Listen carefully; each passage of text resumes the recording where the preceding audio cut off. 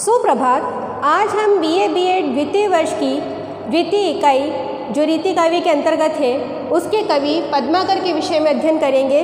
पद्माकर, जैसा कि आप सभी जानते हैं कि रीतिकाल की रीति काव्यधारा के अंतिम प्रतिनिधि कवि माने गए हैं। इनके द्वारा लिखे गए ग्रंथों के बाद में आधुनिक काल का प्रारंभ माना गया है हिंदी साहित्य के अंतर्गत। और रीतिकाल की रीतिबद्ध काव्यधारा जो रही है, जो श्रृंगार विषयक काव्यधारा रही है, रीति ग्रंथों का निर्णय या निर्माण जिसमें किया गया कि रीतिपरक ग्रंथ लिखे गए, जिसमें नक्शे, छंद, अलंकार, रस, इस पर आधारित जो ग्रंथ लिखे गए, वैसे ग्रंथ आपकी रीतिबद्ध काव्यधारा के अंतर्गत आते हैं। और उसी रीतिबद्ध काव्यधारा के जो कवि रहे हैं वो पद्माकर रहे हैं। पद्माकर ने भी अपने जीवन काल में रीति विषय ग्रंथ भी लिखे हैं, चरित काव्य भी लिखे हैं और प्रबंध काव्य भी लिखे हैं। तो जो रीति काव्य के अंतर्गत जो हम अपने पाठ्यक्रम के अंतर्गत जो गंगा लहरी का अध्ययन कर रहे हैं, गंगा लहरी के विषय से भी आप सभी भली भांति अवगत हो चुके हैं कि गंगा लहरी में गंगा नदी और गंगा की लहरों की पवित्रता का वर्णन मिलता है कि गंगा किस प्रकार से पापियों का उद्धार करती है और किस प्रकार से पाप मोचनी है, क्षमादायिनी है, मोक्षदायिनी है, किस प्रकार से बड़े पापों को वो हर लेती है अपने स्पर्श मात्र से, और व्यक्तियों को क्या करती है, सामान्य जन को क्या करती है, सुख पहुंचाती है और उन्हें मोक्ष प्रदान करती है। तो इस प्रकार से गंगा लहरी का जो मूल विषय है, वो गंगा लहरी का मूल विषय है कि गंगा की पवित्रता, गंगा की महानता का वर्णन कि सभी देवों से भी, अगर देवलोक के सभी देवों को भी एकत्रित कर लिया जाए और उसमें भी अगर सबसे अधिक पवित्र देखा जाए कि सबसे बड़ा और सबसे श्रेष्ठ कौन है, तो पद्माकर ने गंगा के विषय में उल्लेख किया है कि सभी देवों से जो बड़ा स्थान है, जो उच्च स्थान है, वो स्थान किसका है? गंगा नदी का है। यानी गंगा नदी इतनी महान है। तो आज के जिन हम पद संख्या 6 और 7 का अध्ययन करेंगे वो कुछ इसी प्रकार के पद हैं कि जिसकी तुलना पुनः इसमें पद्माकर कर रहे हैं स्वर्ग लोक के कुछ ऐसे उपादान हैं, कुछ प्रतीक हैं स्वर्ग लोक के, कि उनसे तुलना करके अब गंगा की महानता बताने का प्रयास कर रहे हैं पद्माकर। पद संख्या 6 का अध्ययन हम प्रारंभ करते हैं कि वाको जस कित हूँ न जाग्यो पर थच भई, याको धाम धाम फैली रहियो जस है, वाको सुनियो एक देव लोक में दरस होत, याको तो दिखात तिहु लोक में दरस है। कहे पद्माकर सुदान वह मांगे देत, ये तो बिन मांगे सब देत सर बस है, आछो अभिराम कहे पूरन सकल काम, गंगा जी को राम काम तरु ते सरस है।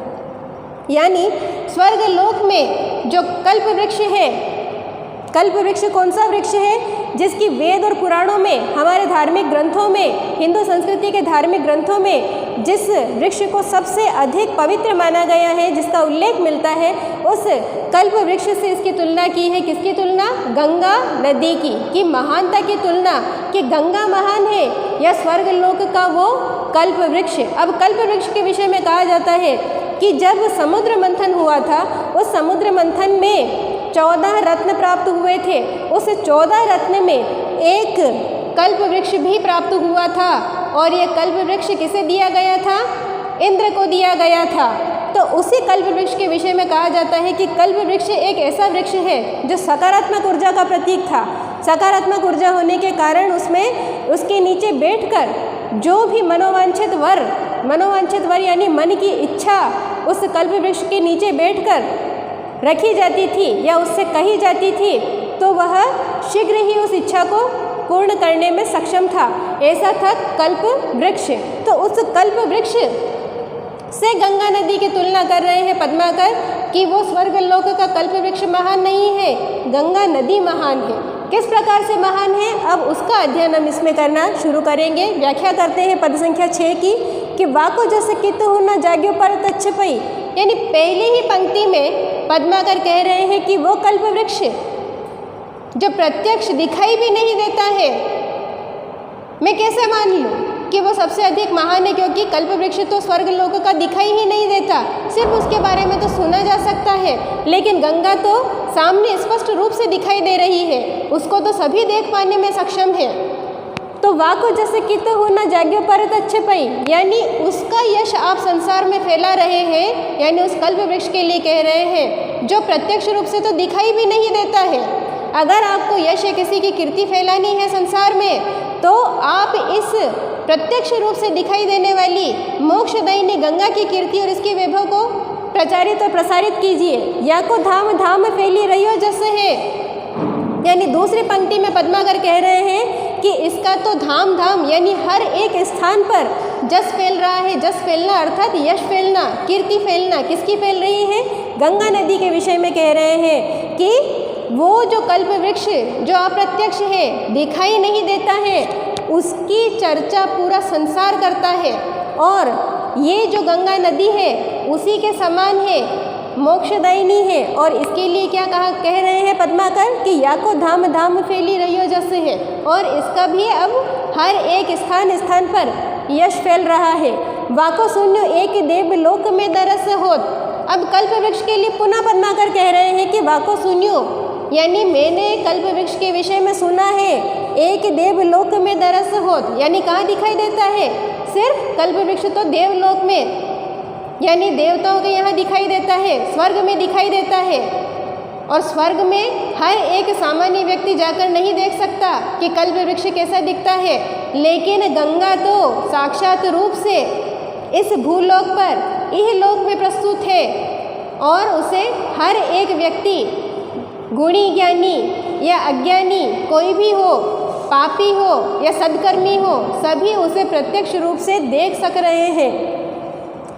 या को तो दिखाते तिहु लोक में दरस है, यानी गंगा के लिए कह रहे हैं कि वो तो कल्प वृक्ष कहाँ दिखाई देता है? देवलोक में, यानी स्वर्ग में ही दिखाई देता है। या को तो तिहु लोक में दरस है, यानी गंगा नदी तो तीनों लोक में दिखाई दे रही है।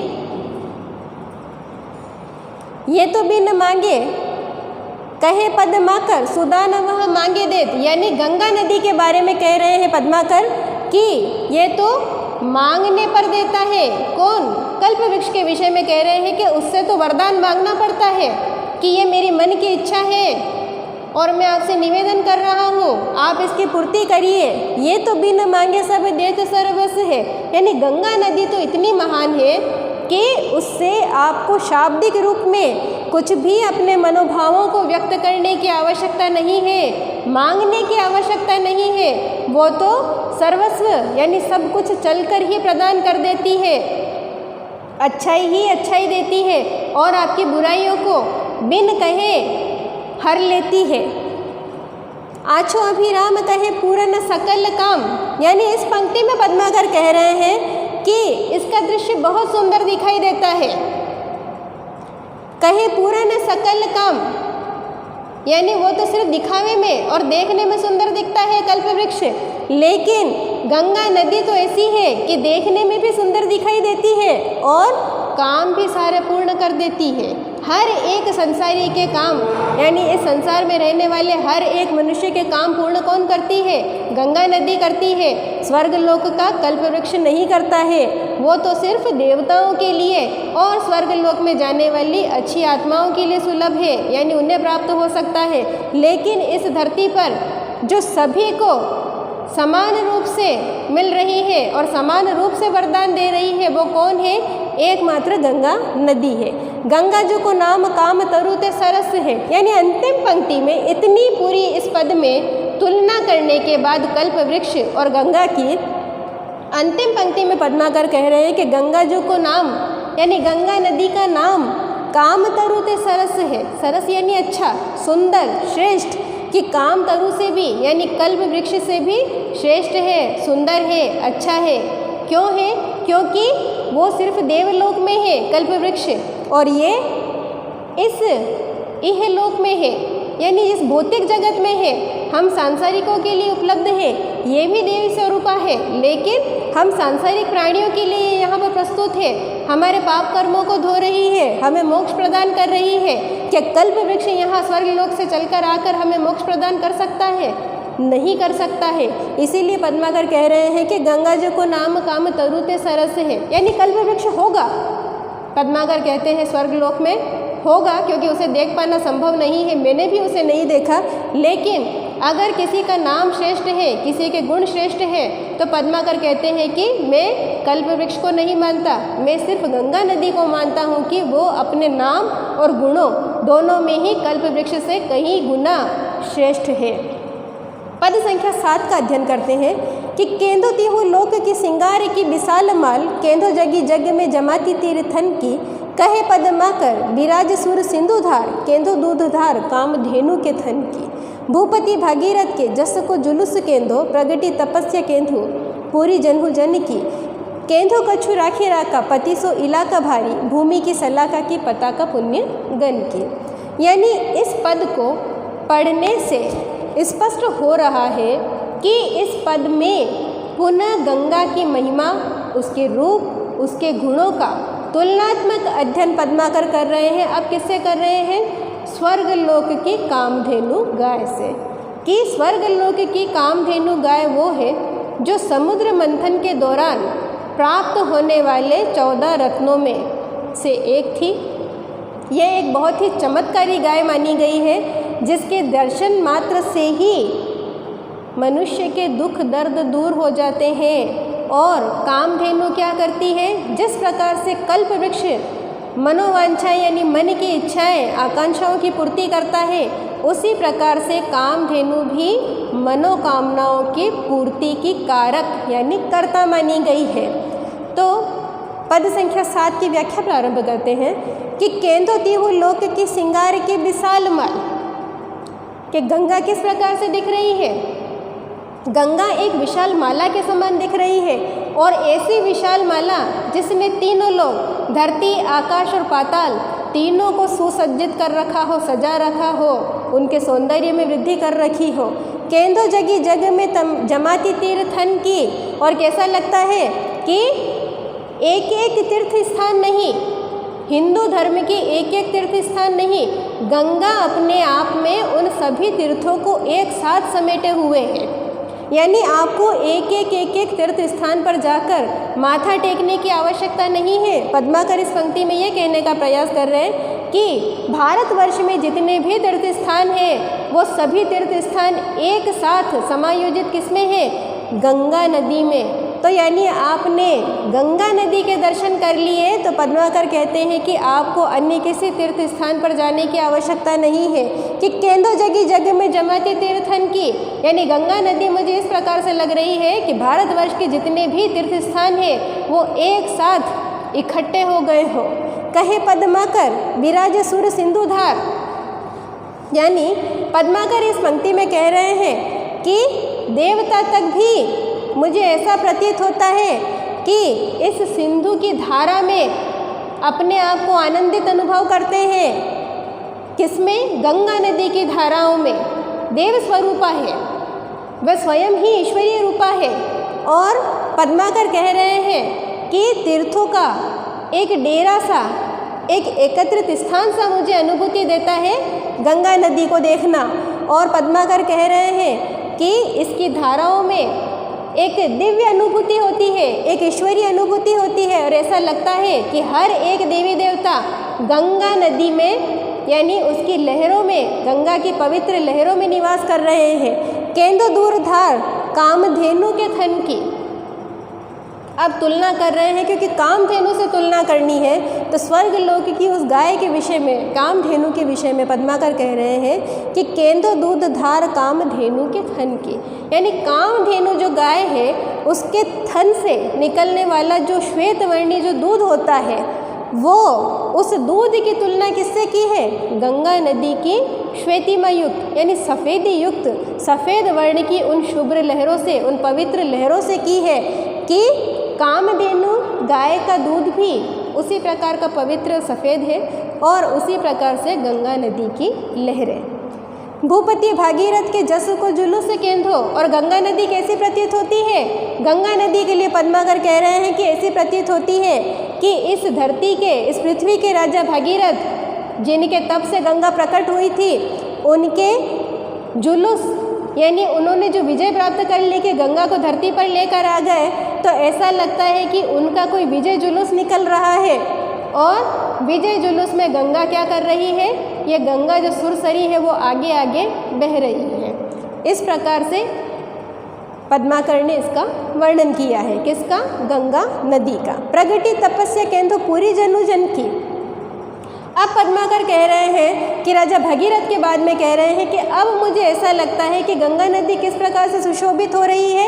गंगा नदी इस प्रकार से सुशोभित हो रही है कि ऐसा लगता है कि इस धरती के हर एक सामान्य मनुष्य ने जो अपने पाप कर्मों की क्षमा याचना गंगा से करता है, उस हर एक मनुष्य ने जो अपने जीवन में गंगा का स्तवन किया हो और गंगा की क्षणिक भी तपस्या की हो कि गंगा उनके पापों को हर ले, हर एक उस सामान्य व्यक्ति की तपस्या की अनुभूति मुझे कराती है। कौन कराती है पद्माकर को? कि गंगा नदी। ऐसा लगता है कि उन सभी मनुष्य के तप का यह परिणाम है गंगा नदी का अवतरित होना। केंदो कछु राखे राका पति सो इलाका भारी। राका पति अर्थात राका अर्थात चंद्रमा के लिए कहा है कि गंगा नदी की जो लहरें हैं उसकी चमक, उसकी सफ़ेदी इस प्रकार से है जैसी कि चंद्रमा में होती है। चंद्रमा की जो उज्ज्वलता है, चंद्रमा के रूप में जो निर्मलता है, जो सौंदर्य है, वो पद्माकर को गंगा नदी की लहरों में स्पष्ट रूप से दृष्टिगत हो रहा है।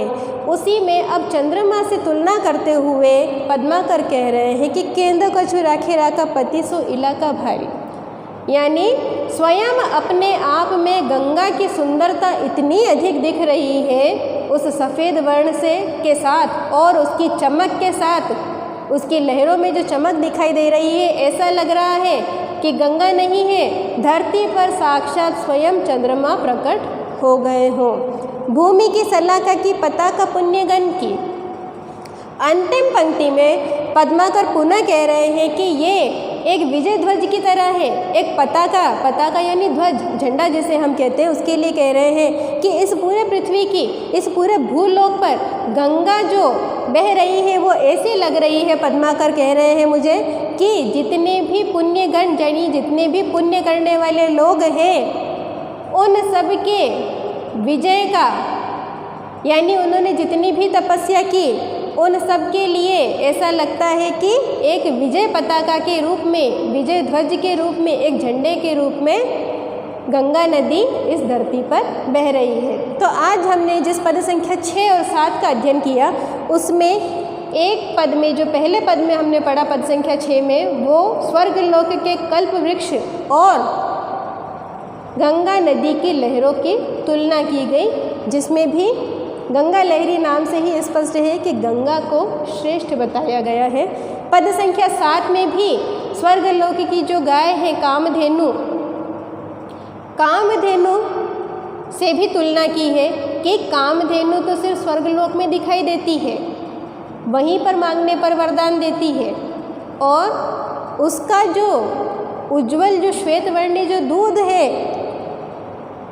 उस दूध के शुद्धता, पवित्रता और उज्ज्वलता का प्रतीक धरती पर किसे बताया है? गंगा नदी को बताया कि जिस प्रकार से कामधेनु का दूध पवित्र है, रूप में उज्ज्वल और गुण में पवित्र है, उसी प्रकार से धरती पर ये महिमामयी जो गंगा नदी है, इसकी लहरें और इसका जल भी वैसा ही श्वेतवर्णी है और वैसा ही इसका आचमन करने पर, आचमन करना अर्थात पीना, पीने पर वैसा ही इसके पवित्र गुण हैं। तो गंगा लहरी के पद संख्या 6 और 7 के अंतर्गत हमने गंगा की महिमा का विस्तार से अध्ययन किया। आज के लिए इतना ही, धन्यवाद।